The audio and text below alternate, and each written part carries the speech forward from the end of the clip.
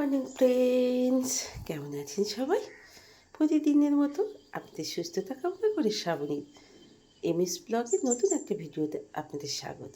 তো কুচি কুচি করে আলু নিয়ে নিয়েছি, বছরের সেরা স্বাদের সেরা খাবার বাড়িতে চলে এসেছি, বানিয়ে ফেলবো সুন্দর একটা রেসিপি। সজনের ফুল না নারকেল ফুল আমি সেটা অবশ্য বলতে পারছি না, আজকে ইচ্ছা মতো বানাতে হবে এই ফুলের তরকারিটা। তো আমি খুব ছোট্ট ছোট্ট করে আলু নিয়ে নিয়েছি, বড়িগুলো ভেজে নিয়েছি, ওতেই দিয়ে দিলাম একটু পাঁচফোড়ন, আর আলু আর বড়িগুলোকে একটু ভালো করে আবার আমি ভেজে নেব। তো এটা হচ্ছে মটর ডালের বড়ি।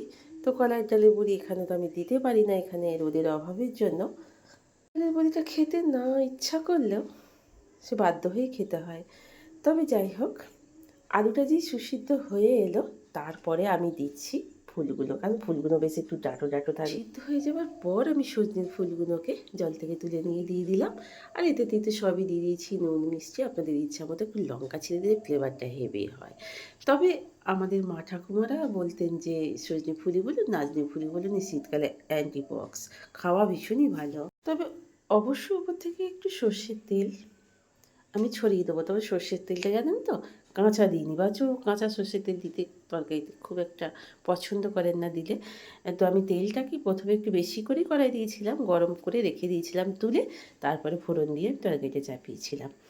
তো যাই হোক, একটু তেল ছড়িয়ে দিলে অনেক জিনিসেরই মানে রেসিপি খাবার অনেকটাই বেশ খেতে বেশ সুন্দর লাগে ওপর থেকে তেল। তো চলুন এবার আরেকটা তরকারি আজকে আমি করব। তো কড়াইয়ে তেল দিয়ে দিলাম। আজকে বানাবো ভাবছি একটু ফুলের ঝাল বা চচ্চড়ি, যা হোক একটু করে নিলাম। আর আজকে বানাবো বিট গাজরের তরকারি, যেহেতু আজকে মন্ডে, নিরামিষ আমার বাড়িতে। আপনারা পুরনো বন্ধুরা অনেকেই জানেন আজ আমরা নিরামিষ খাই।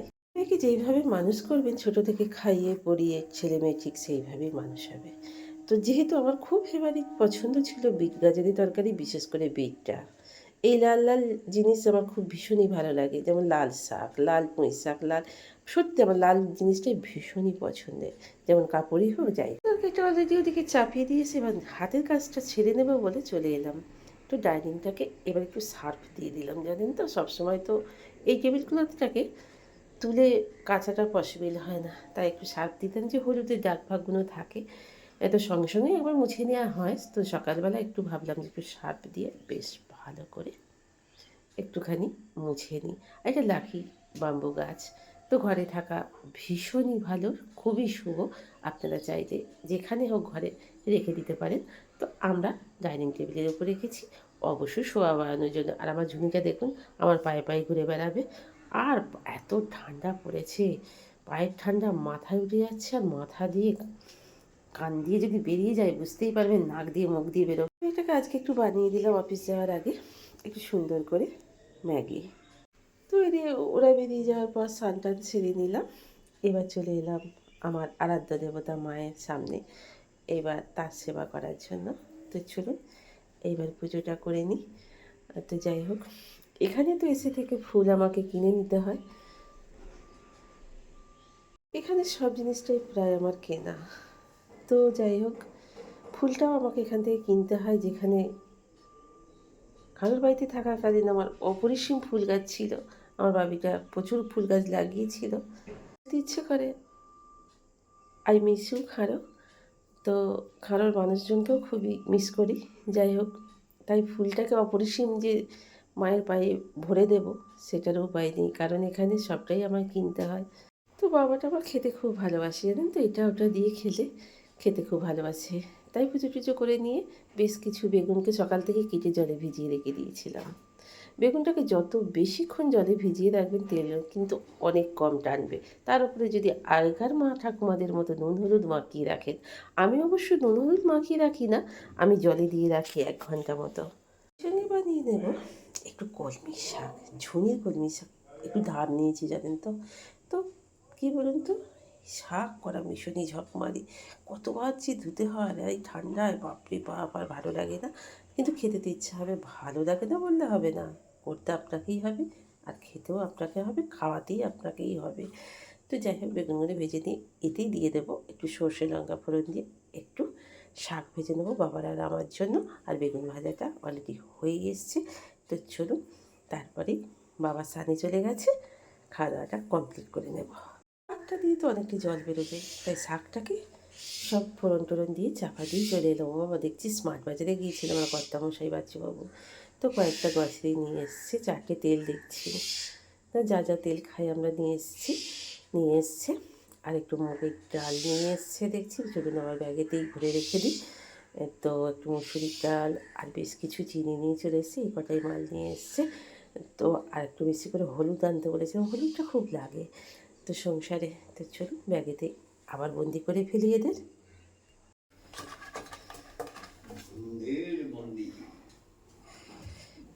ঝিন্দের বন্দি দেখেছিলি তো? ঝিন্দের বন্দি কে আছে বলো তুমি? ঝিন্দের বন্দিতে অনেকেও আছে, অনেকই আছে। দিয়ে দিয়েছি থালা সাজিয়ে, এবার বিটের তরকারিটা একটু দিয়ে দিলেই কমপ্লিট হয়ে যাবে। তারপর আমি ভাতটা নিয়ে নেব। থেকে বাবা, সেই কালকে রাত্রির থেকে বাবা বলছিল পুরনো বই একটু নতুন জীবন দিয়ে বাবার দেখা হয়ে গেছে সকাল থেকে। এখন আমার ইচ্ছেতে চালিয়েছি আপন আমার আপন। তো চলুন, বাসন কুসনগুলো সব মাজা ঘষা হয়ে গেছে, আর কি ভারী এতগুলো বাসন।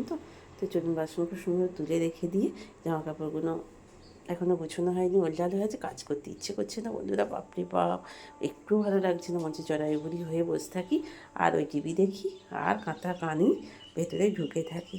তো চলুন এইবার বাসনগুলো নাবিয়ে রেখে একটু গিয়ে বসে বসে টিভি দেখুন। এখানে আপন আমার আপন হচ্ছে, তো ভীষণই ভালো লাগছে।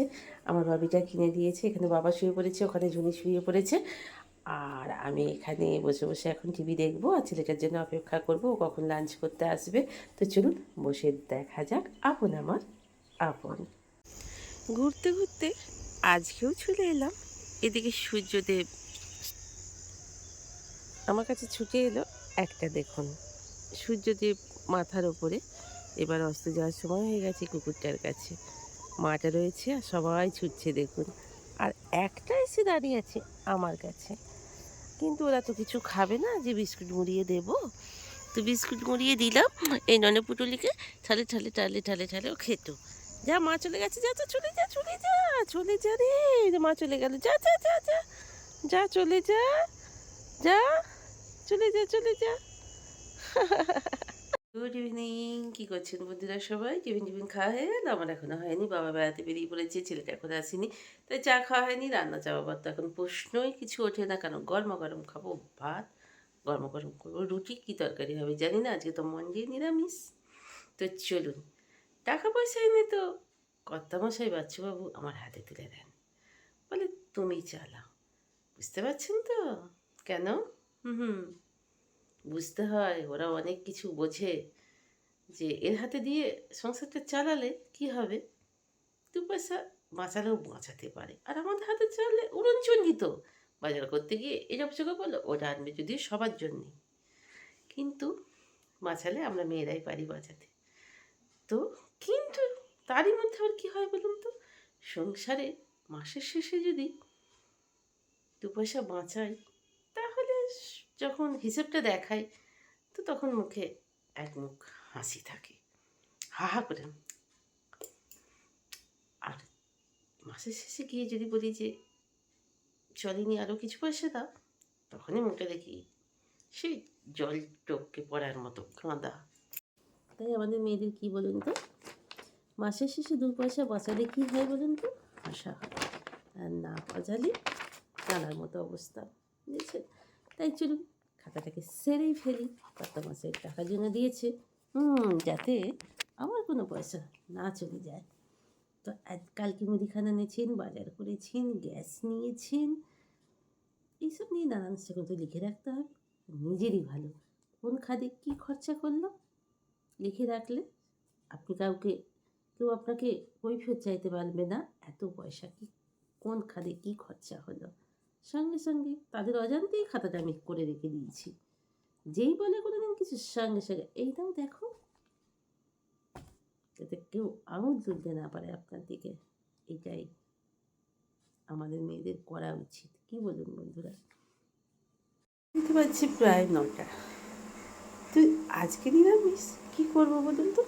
একটু ভাবলাম ঘরে এত সবজি থাকতেও ছেলেটা অনেক সবজি খেতে চায় না, বাপিটা আমার সব সবজিই খায়, তো তো একেবারে ওরা তো রুটি খাবে, তাই বানাবো সয়াবিনের তরকারি। মশলা টসলা তেমন কিছু দেবো না, একটু কাঁচা লঙ্কা, একটু টমেটো, একটু ফোড়ন দিয়ে দিয়েছি, আর একটু আদা গ্রেট করে দিয়ে দেবো। নামাবার আগে একটু গরম মশলা দিয়ে নামালেই হয়ে যাবে আজকের আমার এই সয়াবিনের শুকনো শুকনো তরকারিটা। ওবেলাকার একটু সোনামুগের ডাল আছে, আর একটু আলু ভাজা আছে, বাচ্চাবাবুর জন্য সব তরকারি আছে, ফুলের তরকারি আছে, বিট গাজরের তরকারি আছে, অনেক তরকারি। তো চলুন, খাওয়া দাওয়া কমপ্লিট হয়ে গেছে। এবার বাসন কোসনগুলো গুছিয়ে এখানে আনাজের খোসা টোসাগুলো রাত কালকের জন্য একটু শাকটা কেটে রেখে দিলাম। আর বাচ্চাবাবু এইবার সব ড্রেসপত্র খুলছেন, তো এবার শুতে যাবেন। তো চলুন, আমার ঝুমিটা দেখুন, আমি এখানে বসে আছি, তো ও এখানে বসে আছে। তো চলুন, আজকের মতো ভিডিওটা এইখানেই শেষ করে দেব।